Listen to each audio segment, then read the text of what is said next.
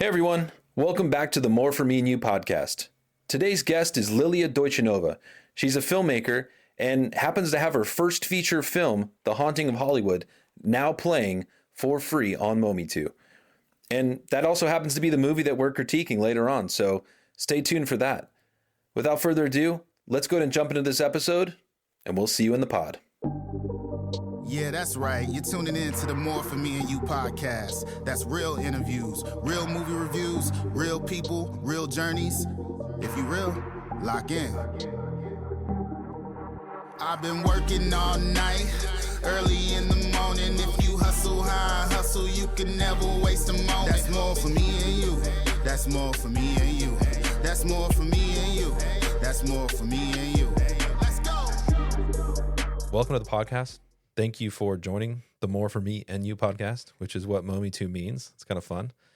Oh, I didn't know that. Is that what it means? Yeah, Oh, wow. More For Me and You. That's what Mometu means. That's how we got to that Nice. name. I love that. Yeah. So more opportunities for filmmakers, more opportunities for users to experience films that they may or may not have ever been introduced to or exposed to. So we're hoping to do that with your film, Yeah, hell yeah. I'm very excited. The Haunting of Hollywood. Thank you for having me. Absolutely. No, I wouldn't have it any other way. We have to have you on the podcast. We're premiering your film, right? Yes. I would love our listeners who are tuning into the podcast to learn a little bit about you as a filmmaker.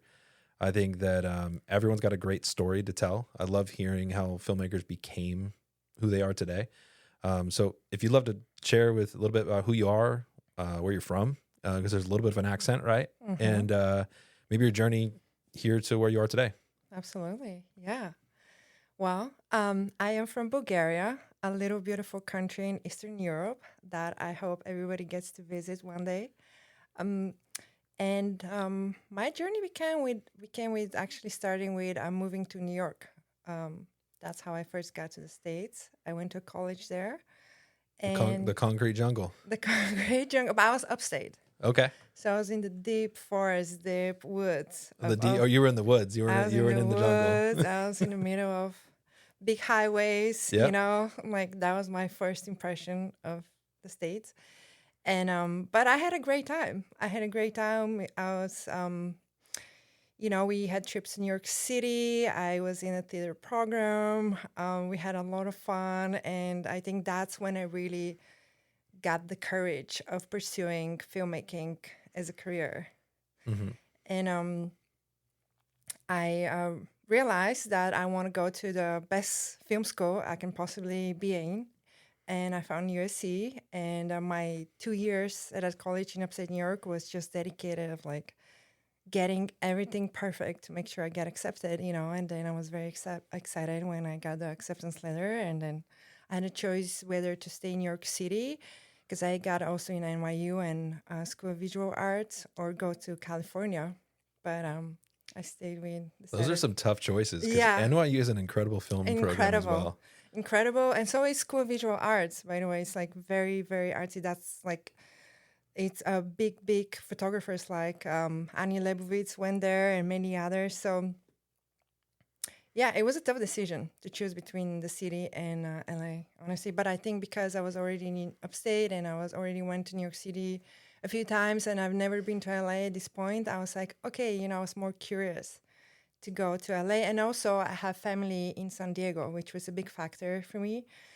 Especially being away from my country and my family and friends. I have uncle and my cousins and my aunt in San Diego. So it's like, that makes sense. I know where I'm going to be for Christmas. So. And if you get a chance to visit San Diego, you have to go, because I love San Diego. I actually lived there for 5 years.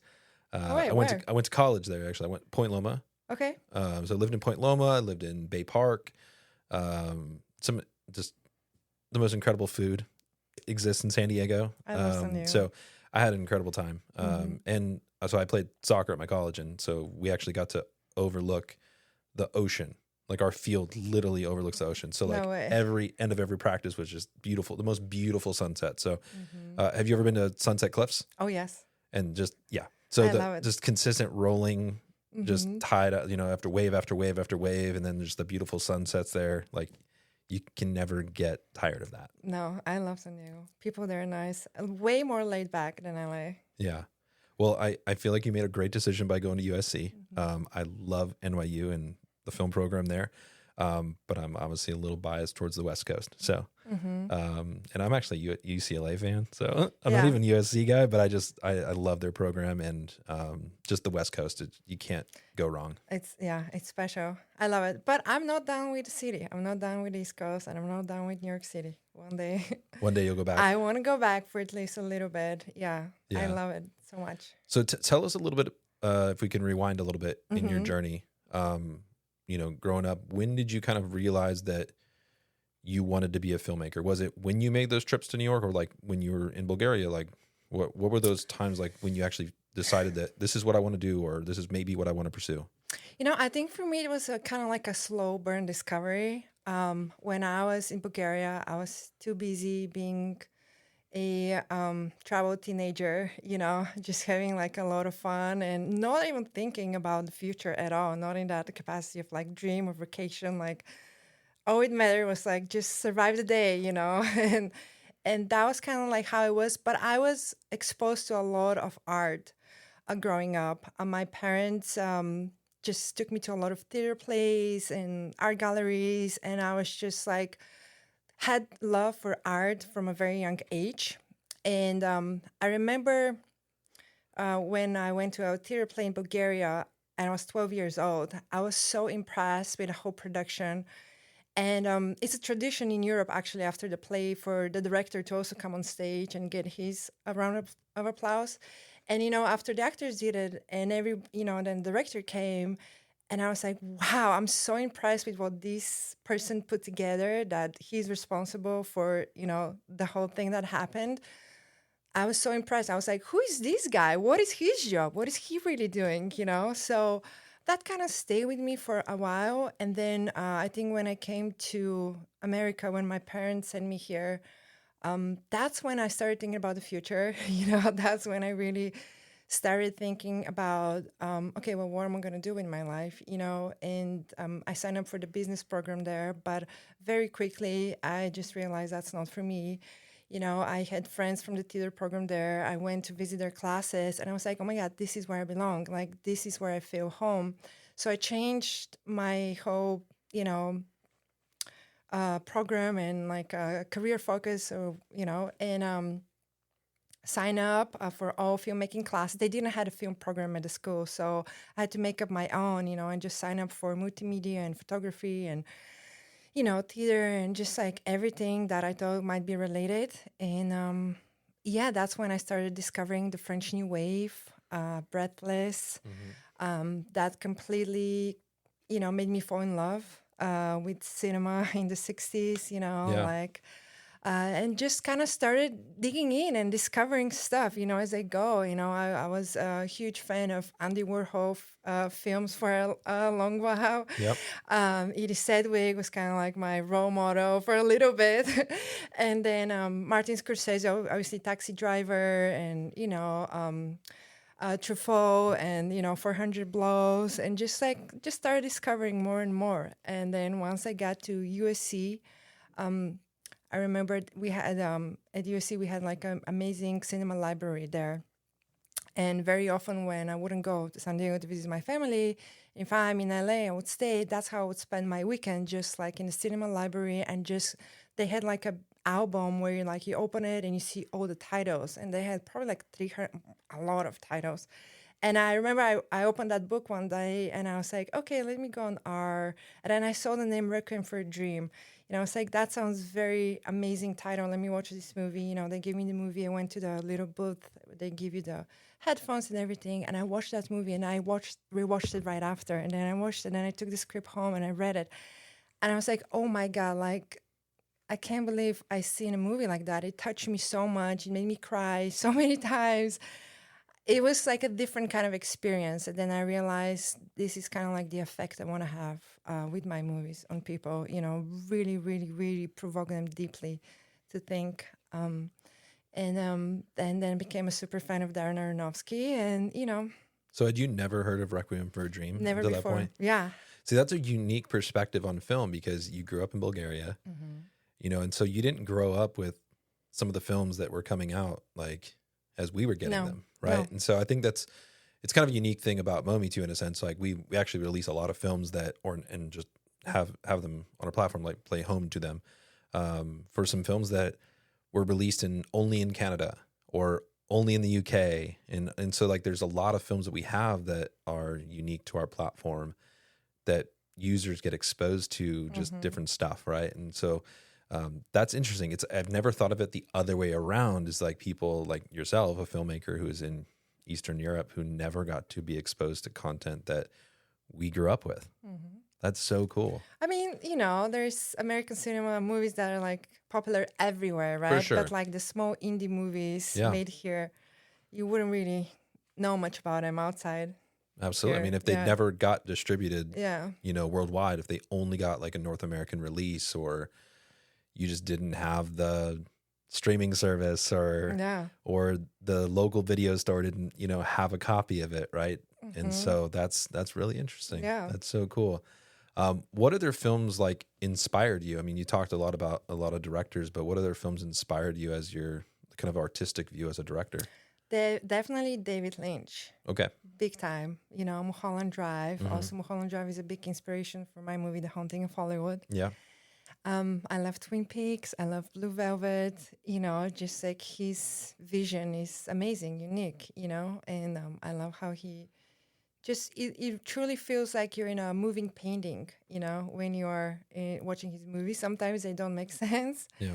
but they're open to different interpretation, and I love that. Very cool. As kind of a question, I had another question that you already answered, so I can't ask that. But one thing I would love to know, just you as a person, what was your experience like when you moved, like when you came to USC, like, and you were living in California, starting kind of like you're really getting deeper into as a filmmaker, like, but what was your experience like being here at USC or being just living in California?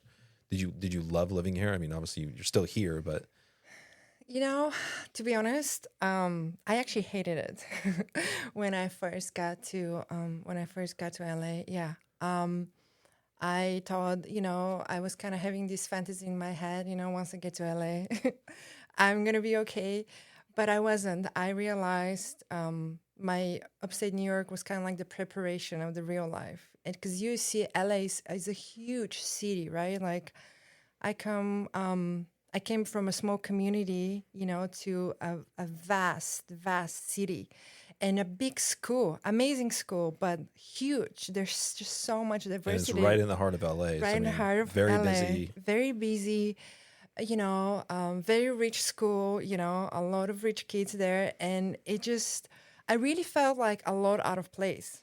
So yeah, I felt like a very, very grateful and happy to have this opportunity. This was like a dream school, and it took a lot for my family to support me to be there. So I'm truly grateful for them to believe in me. They never even once said, "What are you doing? Why don't you be more practical?" Like, even if they were thinking that, they let me really dream big, and they supported me, and forever grateful for that, and just UC was a big, big school, so you can feel a little bit lost there until you kind of find your tribe and your people, but honestly, like I felt like I had so much to learn, as I still feel, and forever, of course, but I just try to like I said, spend as much in the library as possible. Just sign up as many things as I can, and just kind of like learn as much as I can from there, and meet amazing, talented people that are now doing amazing, and collaborators forever. So Very cool. So you're a full-fledged filmmaker now, right? You're in the heart of it. We obviously know what's going on now, right? We're in the middle of your film release on Mometu. What's kind of coming up in the future for you? Like what is the next thing after this film that you'd love to do? I would love to do my second feature. Okay.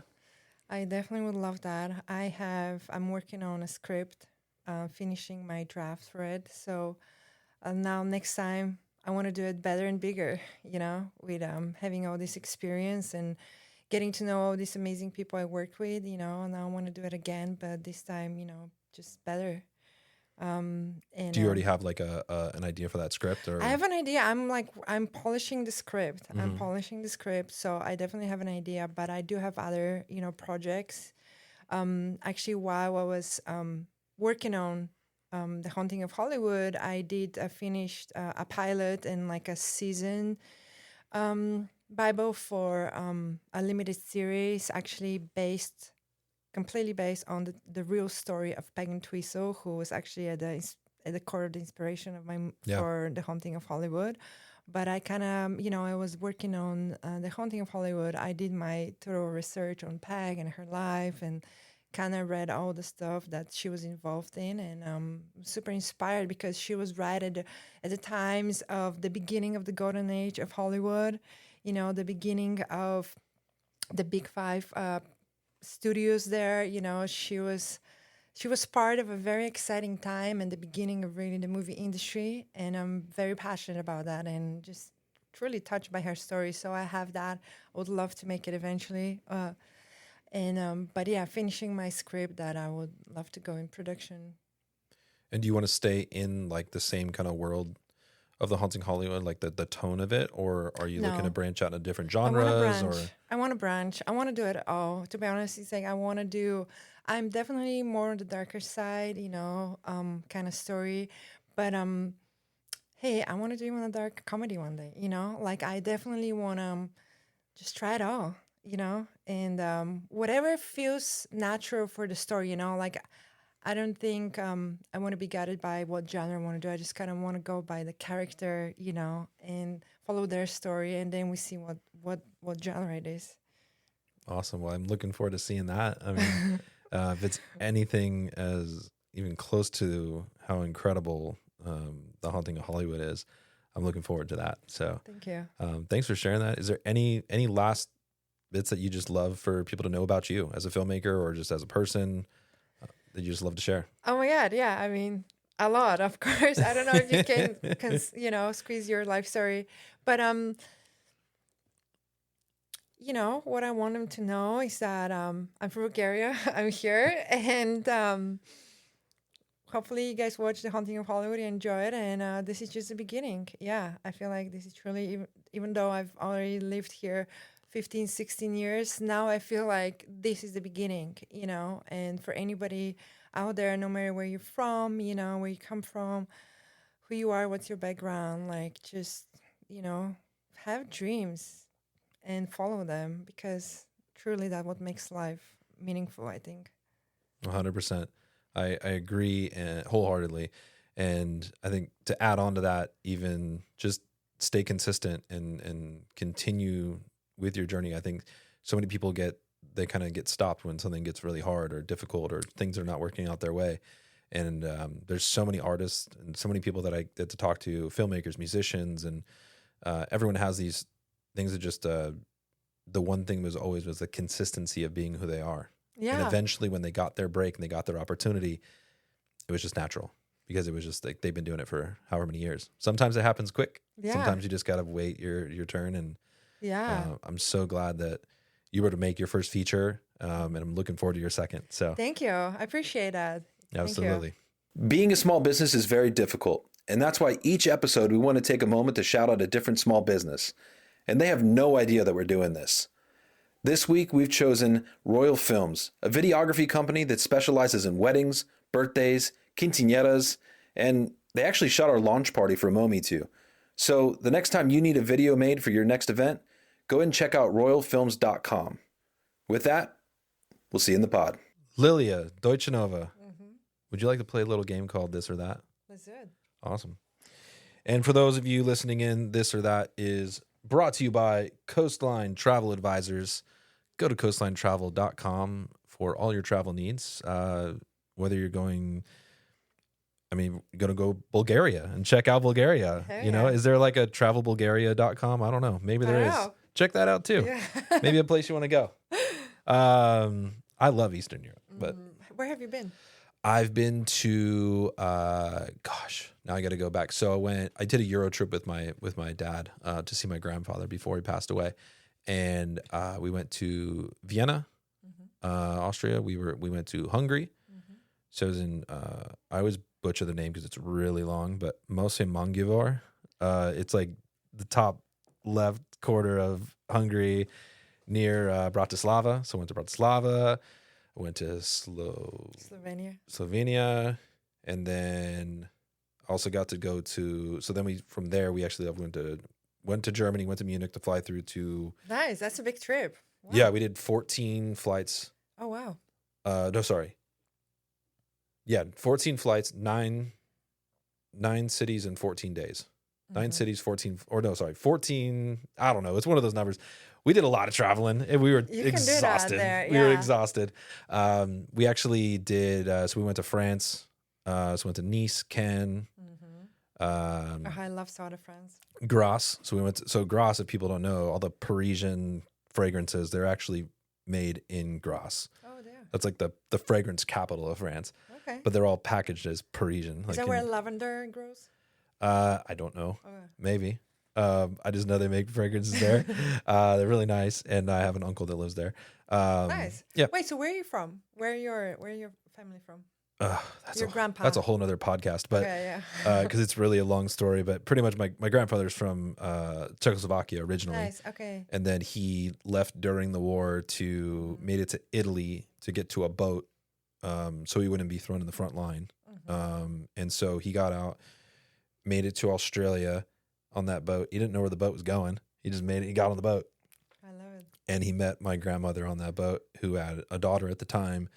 And so he kind of brought her in, and then they had my father. And so my father was born in Australia. And then over time, they made it back. Like my grandfather eventually, they made it to America, and then he went back to Europe because he never wanted to leave in the first place.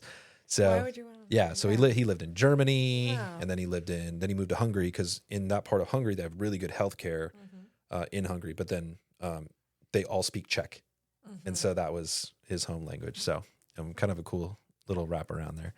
It's a big story. My aunt, who was on the boat, who was already born, she had a different father from my dad, right? So they were half brother and sister. So her biological father, she never met him. He had some more children with another woman, and he was a French military pilot. Oh, wow. During the war. And so he went from town to town to town. So if it wasn't for, I don't know if it was 23andMe or Ancestry.com, we never would have found him. Oh, wow. And so we actually connected that way. And so I was like, oh, I have an uncle in France. And so random. You guys reconnected. I love that. Yeah. He's not technically a blood uncle, but he's family. Still, it's a family, yeah. He's literally like the French version of my father. It's so weird. So, and they didn't even grow up together. So it's, unique. So yeah, we went there. We went to Monaco, and then we eventually made it down to Turkey. Love Turkey. And so my dad and I went to Turkey, went to Istanbul, went to Bodrum, and the Bodrum is beautiful. Just as it's like the Turkish version of Cabo San Lucas. It is so beautiful, and you can take boats out and all that stuff. It's so much fun. So yeah, that was a 2-week trip that actually started. An epic trip. Yeah, just from going to see my grandfather because he was getting up there, and 6 months later he passed away actually. So, but it was a while ago. It was like 2019. So. But he's awesome. He's a painter. We have all his paintings in our house. It's great. So I love it. Yeah, you have a great family history. You just brought me back to some amazing moments. I know. All because of the this or that segment that we haven't even started yet. So let's go ahead and get going. Coastlinetravel.com. Go to Bulgaria. Go to Hungary. There's gonna be some fun questions, and then after that, we're gonna get into some more serious questions. So make you think a little bit. But this is a question I ask every single one of our guests, and I will for the foreseeable future: tacos or pizza? Tacos. It's California. Street tacos in LA? Yes. But see, you could have said pizza because of being in New York. So I don't know. Exactly, but we're in LA, so dollar slices like street pizza. I know. Oh, so good. But I'm also European, and I've been in Italy. My aunt lives in Italy, and I know what a real pizza is, and it's incredible. Yeah, too. That's true. It's all in the bread. Ice cream or frozen yogurt? Ice cream. That was a really tough decision. Ice cream. She loves her sweets. A nature walk or a walk on the beach? Oh, that's a tough one. Well, a walk on the beach is a nature walk too, right? It can be. Technically, So- you're not wrong there. Uh-huh. But I mean, there was some pretty cool hiking in your movie, so maybe That's true. I don't know. I'm split here because, to be honest, beach is my happy place. Nature is my happy place, but I love the beach. But I don't know. I mean, a 5 a.m. walk near the Hollywood sign I when it's really know. cold. I don't know. I think warm beach Yeah, for me warm too. beach. Yeah. Do you rather give a gift or receive a gift? Oh, that's a good one. I love to give gifts. Giving gifts But is so much fun. yeah, but receiving Because is fun too. It's you kind of hard. receive a gift by the smile. or Yeah, the right. reaction, Yeah. Or sometimes maybe receiving gifts better if the person doesn't like what you gave them. So never have to sleep or never have to eat. Never have to eat. Yeah. I like sleeping. It's gonna be tough though. It's gonna be tough. But I'm going to sleep when I'm dead, so I'm going to Yeah. choose food. See the future or change the past? Oof. Stay in the moment. Because that's a superpower too. Oh, and that's a we're tough going one. with C. We're not going to A or B. We're going Okay. to C. We're going to just stay. Not going anywhere. Win the lottery or land your dream job. Say that again. So win the lottery, Mm-hmm. right?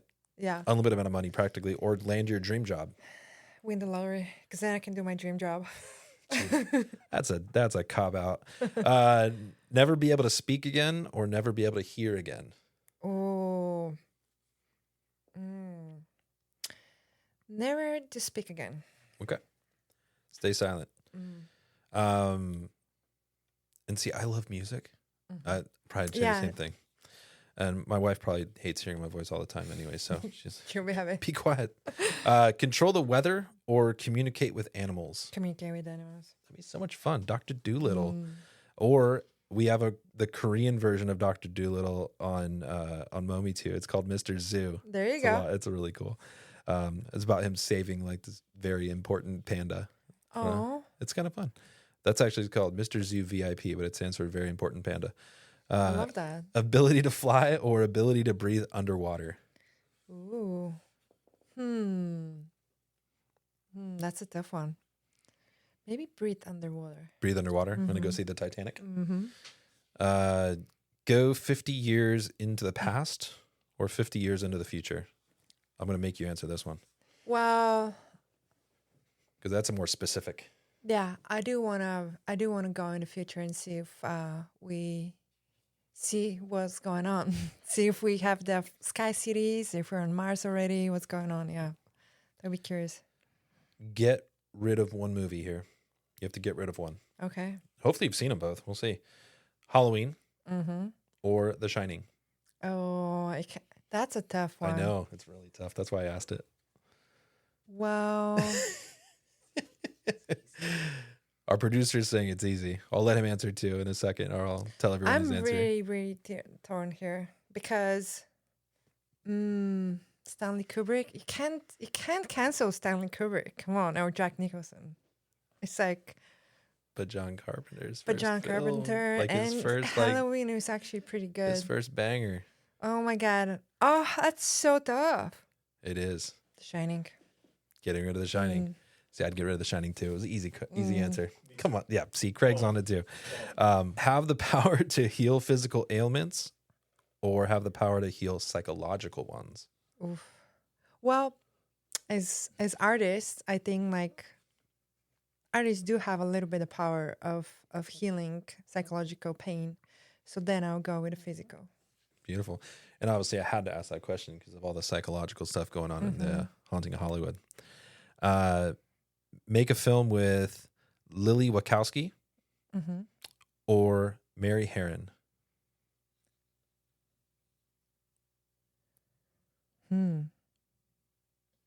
Two iconic female directors. Yeah. Lily. Lily, do you want to see her sister too or no? Just Lily. We'll just go with Lily. Yeah. Direct a slasher or direct a found footage film. Found footage. You did a really good job with your found footage. I loved it. Yeah. I think you did a great job Oh with my that. god, I have a whole cut that is just found footage. And to be honest, there's so many It found could footage be. fans too. Yeah. And you could literally make those for so much cheaper than a slasher. Mhm. So I think, found footage. I think you could definitely do a found footage film with, especially with the little pieces With what I already have. that we saw in The Haunting of Hollywood, without getting any spoilers away. Best picture or best director? What would you rather win? Oh my God. Come on. Can we do both? No. Well, maybe best picture. Best picture? Yeah. I think you have to go with best picture. Yeah. Best directors, I mean, that's a really big one. But I mean, to be honest, if you win best picture, That's like everybody wins. everyone wins. Yeah. And I mean, the chances of you winning best director. Probably goes I up. would win best director too if the movie wins best. This is one of my favorite questions to ask filmmakers. Mm-hmm. But would you rather make one $20 million film or 21 $1 million films? Or $1 million films, or So one big budget film, 20 Yeah. million, or 21 $1 million films. That's a tough one. Well, you never make just one and that's it, right?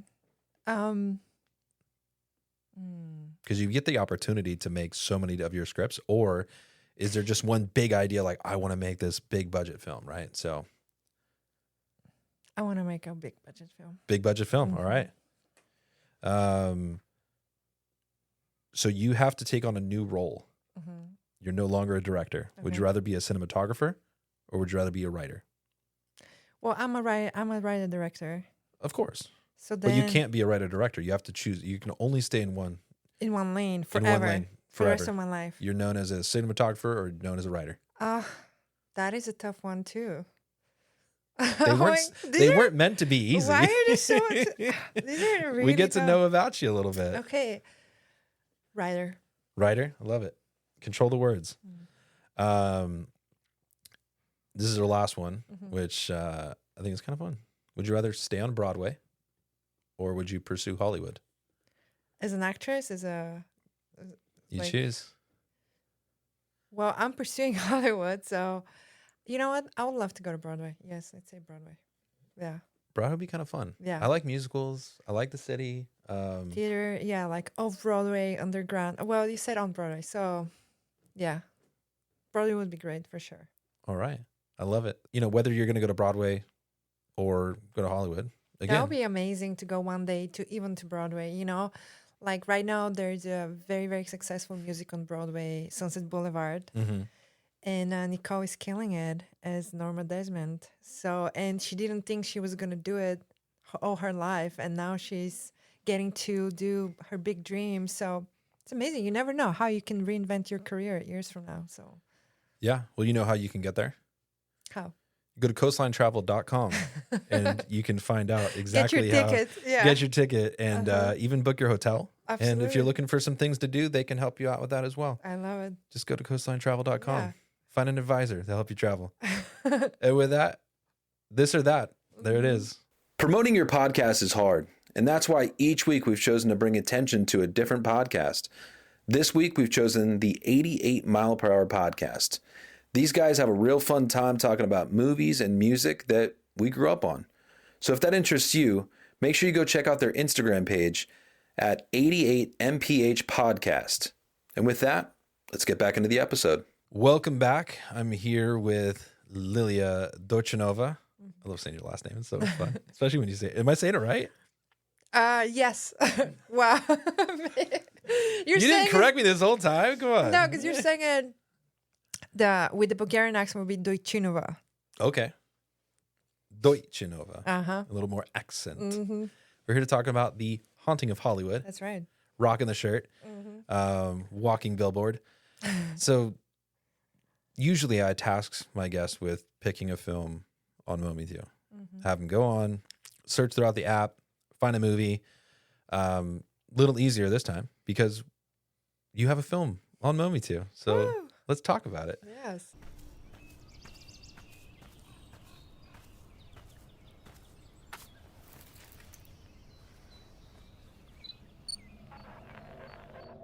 We're safe here. I knew it. We're not lost here. You hear that, Skylar? We're safe here. I knew it. We're not lost here. You know, this is our big shot. Oh my God, just imagine that. You and I in Hollywood. Okay. I'm ready for my close-up. I wonder who these people are. They're just like us. Dreamers.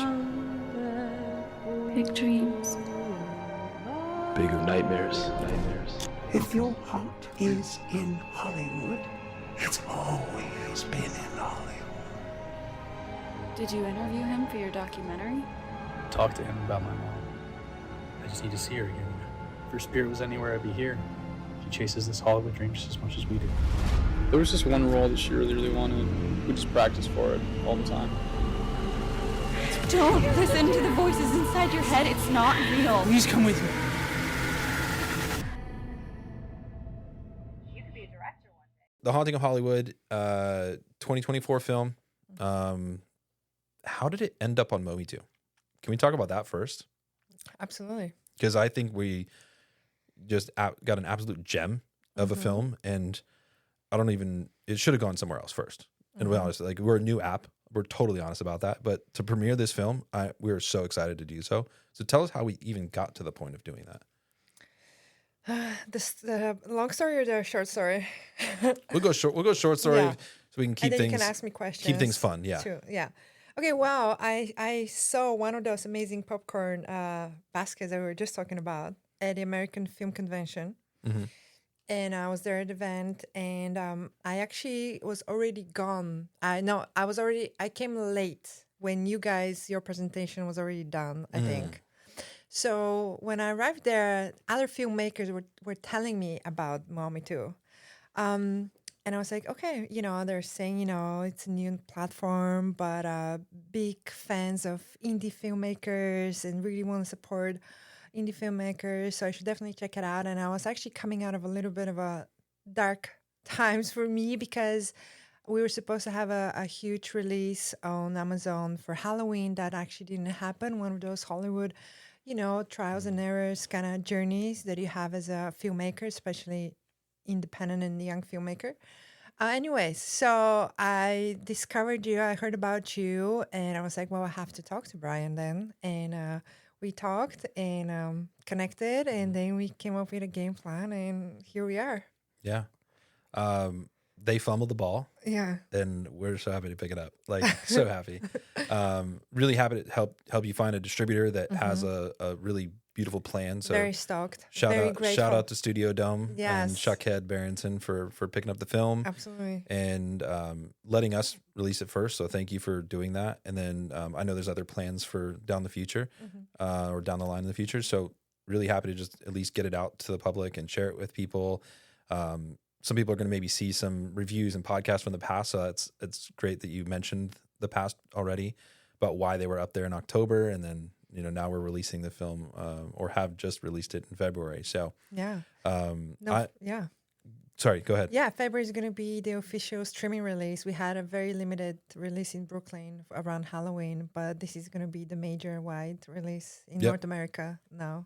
And people listening to this, like, obviously are going to listen to this podcast episode later than when we're talking now. But so it actually comes out this Friday. Yeah, so we're February super excited. 7th. Yeah. Yeah. We're just really happy to have this film. I'm so happy you guys thank took you for us blessing in. us. Yeah, very, very grateful to you and the mission that you have of supporting independent filmmakers. I think it's amazing. And Thank you. And thank you for doing that. And Absolutely. I know the film community appreciates that. And thank you for introducing me to Shoutout as well, who's been great. Yeah, no, it's our pleasure. So let's get a little bit into the film a little bit and kind of do a backstory, which is kind of nice because I get to talk to you who made the film. So where did this film start from? Like where did this idea come from and how was it developed into, making it? Oh my God, this movie has developed so much with time. It took about 6 years to make it from idea to today. It started, the idea for the script morphed so much with time. At first I knew I was going to make a low budget movie. That was very clear to me from the start. As my first movie. First feature. So I kind of wanted to figure out, well, what is really feels authentic, that I can be genuine, and tell us a genuine story, but at the same time keep it within my budget situation, So I was a big fan of the Blair Witch. I actually just, at one point I didn't even want to have a script. I just wanted to bring my friends together. Or just go. And just go. I Like just wanted to go. Like Nollywood style. Yeah, I just wanted to go. yeah. I didn't even have the patience to like do the script, Unscripted feature film. I just wanted no, let's go and make a documentary that is going to be a feature later.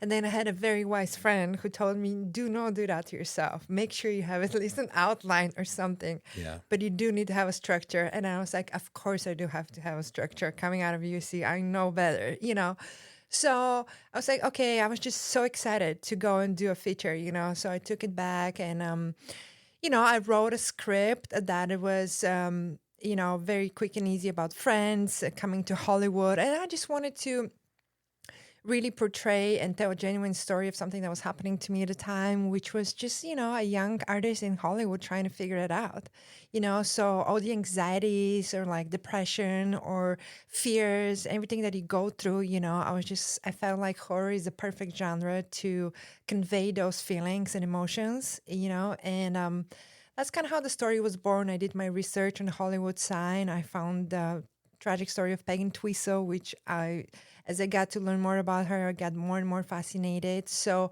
I included that part of her story in my movie. And for those of listening that don't know about Peg's story, like she obviously jumped off the Hollywood sign. So in 1932, she was a Broadway star that tried to find her big success in Hollywood, and she wasn't patient enough. Which is where the question for this or that came from, right? Stay in Broadway. Yeah, Go to Hollywood. right. There you go. There you go. Connecting it, nice. Connecting the dots. And and then just kind of like evolve, like I did a promo shoot to crowdfund a little, before I started shooting, and then I found actors, but then I kind of changed it. So honestly, the story has been morphing up until production, and as I got in post-production, morphed a little more because I honestly didn't go in with a concrete storyline. It was more like a bunch of emotions and feelings. There was like a big concept, and it kind of morphed, and I allowed everything to kind of shape it, which I'll never do that again in my life. But it was an incredible experience, and I just really wanted to truly invite artists on board, and that's what happened. So I'm happy with it. It was a tough production, but it was the best thing I've ever done so far. Well, you had a very unique circumstance, right? And like most other filmmakers at the time had, was COVID. Yes. And I think you made some really good choices in the sense of, and maybe people won't piece it together, but it's very expensive to shut a street down and to not have foot traffic and to not have cars and to not have people Only there. Quentin Tarantino can do that for Once Upon a Time in Hollywood. There you go, right? So the fact that you use that into your favor as a filmmaker and making that choice to film during like the pandemic when the street was empty, and you literally got to be in front of some places that had no people on them when they're typically very busy spots on Sunset Boulevard and right in the heart of Hollywood. So the fact that you were able to do that, very smart choice. Thanks. And it also gave a little bit of this like loneliness, which kind of played in with the theme of obviously the main character and also his mom, right? So really smart choices. So great job with that. And I think just utilizing COVID to your advantage at that point is such a smart choice. Absolutely. Especially as a filmmaker, as an indie filmmaker, you're pushed to think that way, of like how you turn everything to your advantage and try and not look at it that it was a mistake, but make it, like it was part of the plan. So it worked out for us. Yeah. I mean, honestly, that would have cost probably too much. Yeah. Well, I mean, you would have spent more than you did on your entire film just shutting down the street. Yeah. And probably more than that in just permits alone. So, oh my God. You probably didn't even have to get a permit to just shoot there because no one was watching you. Just did your thing. No comment. No comment. I got my permit, I promise. But yeah, I mean, I've again talked to other filmmakers that have been able to take that and use it to their advantage in that sense, right? One of the other things that, I mean, there's a spot where obviously they're hiking up to the Hollywood sign. Yeah. that had to have been pretty scary at the time, because especially with the time of day that you guys shot, I would have been a little scared, to be honest, like being up in area where there could have been other people or even animals or whatever, like around the corner. So how was that shooting in like the 5 a.m. or like super late at night? I mean, before I even get to that, I have to tell you that we also shot in Arrowhead in the middle of the cool. night when know it that. was like all the found footage and snow. So when we arrived there, the ground was covered with snow, so it was freezing. Oh, wow. And we're in Arrowhead, right? Deep woods. And we actually, when we're going to shoot, we couldn't find our location that I initially scouted with the cinematographer. So we felt lost at one point. So we had to kind of choose something that was similar to what we found before and just, make the most of it and make it work. And we did. So that was scary. That was scary. Knowing that it was in Lakerhead, there's even there's not just mountain lions, there's bears there. There's bears. There's just like there's a lot going on. There's like a whole dimension, different world going on there. It was great though. I mean, we had a lot of fun. It was scary. It was cold. It was very cold. But I had real troopers with me. We got it done, and it was amazing. We even got our camera frozen at one point. So then we had to shoot with an iPhone. I mean, we honestly, it's like we had so much adventures and like just so many hiccups happening on this movie. It was insane. We started with a snowstorm. And oh, goodness. It's interesting how this movie, just takes me through all the big disaster, But I mean, pandemic, that's now the indie fires. shooting, right? That's indie shooting. Like you're there, you got there, you have that day. You gotta shoot there, gotta make the most shoot of it. And that's tough to make it look like the Hollywood like hills. Yeah. As you're underneath hiking the sign, yeah. Well, as you're hiking in Lake Arrowhead, and there's snow. Like there's no snow in Hollywood, so like I know. So to be able to get that out is really, you did a really great job of that. Yeah, but that was like the psychedelic segment, where it's like you don't know what's real, what's not. Yeah. Not to give too much spoilers, but then the Hollywood sign was. Yeah, I mean, I remember it was like 4 or 5 a.m. in the morning because I live very close in Central Hollywood. So we got the whole crew and cast together in my place. We use my place, the base camp. Makeup ready, everybody ready, and then I bring with me, 20, 25 people. And we're hiking on to the Hollywood sign at 5 a.m. in the morning. And I remember I'm looking at all these people. I'm like, oh my God, like I'm bringing all these people with me at the Hollywood sign right now. It's 5 a.m. Like, what is going on with me? How crazy are you, Lilia? But when we got there, we made it happen, We had a great day, We had some of our PAs were kind of like on alert, because what's going on. But we, and nobody bothered us. It was great. We actually shot there on the day when there are locals who vandalized the sign just like hours later as we were leaving. Wow. So there were helicopters. Yeah, exactly. It's like every time with this movie, it's like the timing is exactly when they could have arrested you guys thinking that you were the ones doing all the vandalism. Yeah, no, it's crazy. And then we went to shoot with the skaters down at the quarter pipe. So it was That was a nice touch actually. It was really nice, and how you guys even put the cameras, like the GoPros or onto the skateboards. Yeah. There's some really cool visuals there. I'm a big fan of that kind of style, so I definitely wanted that very much in there. And they brought like a nice dose of fresh energy. Yeah, I did break that up a little bit nicely, like at that part of the film. And it's not that long of a film. No. It was a really quick watch, but it was a nice breakup at that point, just to kind of like add a little energy into the film, and then it gets right back into the seriousness. So exactly. Yeah, great choices there. Well, so speaking of your troopers, yes, I have a little cheat sheet here because I don't want to get anyone's name wrong.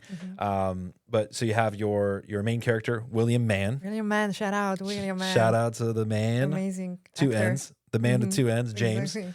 Was played James, the main character. Then you have his girlfriend, Stephanie Infante, who played Skylar. Yes. And then David Lamy Freebie. There we go. Who played Casey. And then who played Tiffany Downey, who played the mother, Olivia. Yeah, the queen of Hollywood screen. She did an incredible job. Loved her character. I loved all of their characters. All of them. Like, they're also amazing. So happy. how was it shooting with I mean, just these main four. There's obviously other guys. Yeah. I know my favorite character in the movie, but I'm not going to say. Which one is your I'm favorite? not going to say yet. I just want to. Is it Joseph Lopez? The mystery man? Yeah. I love the mystery man. He's a crowd's He's so good. favorite, man. Honestly, every time he's the Yeah. crowd's favorite. He just did such a good job Yeah. in playing this kind of kooky, and I think like all the He loved close-ups it. with everything was Oh, so yeah. good. And then It was a lot of fun. Yeah. Yeah. I was blown away by his self-tape. When he sent me his self-tape, I was like, oh my God, I have to call him immediately and book Perfect. him. perfect for 'Cause, the role. yeah, so good. But they all did a great job, respectively. They all did amazing job. I just have to give them big shouts out to all of them. From William Mann, who's been with me from the very beginning. He was with me from the promo. Oh, wow. So he Okay. goes way back from the very beginning of those 6 years journey. He was there with me as in the promo. At first, kind of like the story was more targeted towards the girlfriend. But then after promo and test shoots, then the story changed where he That's was as you were kind of telling it, kind of more the film morphed a little bit. yeah, and then he became the center character. But he's been incredible. He's not only so talented, but just like an incredible human being. Very giving, very generous. Same for Lami and Stephanie, who've been amazing. So much fun. They have a great chemistry together. I really took my time with doing the casting. And I had to find the right people. So I'm so happy I found Lami and Steffi. It was just so amazing. Bring them with, Arrowhead and never complained, even though it was freezing. They did everything to their best and they did a phenomenal job. I'm just so happy with all of them and they're all so talented and I know they're going places. And Tiffany, what can we say for Tiffany, right? It's just like seeing her, you already know. She's amazing, incredible. Like, I don't think anyone else could have played that character. She nailed it. She is the villain of Hollywood and brings that, spirit there of the dark side. And I love it. She killed it, Yeah. She brought a really cool essence that was just as a mother, like she wanted to obviously aspire to do her own dreams, but she had this like, I don't know, this kind of nuance to her that just it was really, really like nice and sweet, but then also really evil and dark. And she just to be able to portray both of those characters like within one is really difficult. She did such a great job with that. She did a phenomenal job. And that's one thing that happened with the filming. I actually discovered such an amazing gems in the actors, and I had very small dialogue parts for all of them. But then as I got to work with them and rehearse and film with them, I realized, oh my God, they're so much better.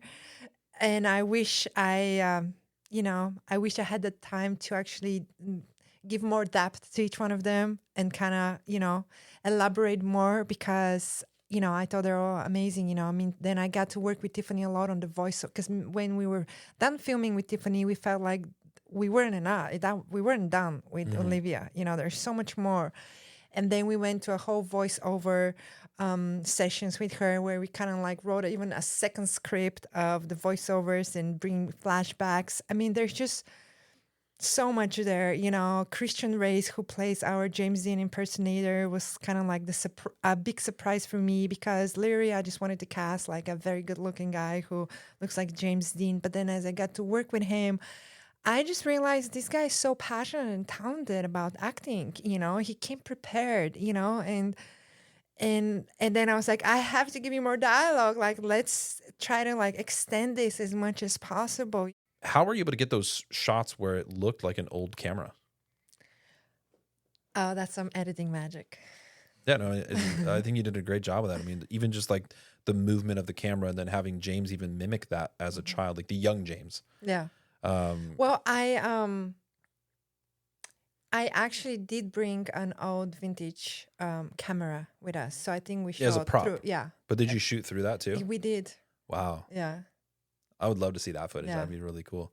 But yeah, just again, incredible small choices like that make such a big difference in the relatability to making it more of a period piece, right? Because we have to go kind of back in time to when James was younger and kind of making that more relevant to the storyline. So well done finding an older prop, but using it in such a great way. I mean, these are all props that I have from, and they're just all kind of like symbols of my love for cinema and Hollywood and the history of the movie town, So it just truly this movie is a love letter to Los Angeles, but revealing, right, like all the dark corners of it, and just everything that is in this movie is truly something that either I have or like it's or a prop from the cast or crew, and it's just truly all of us, together, put together, all this, yeah.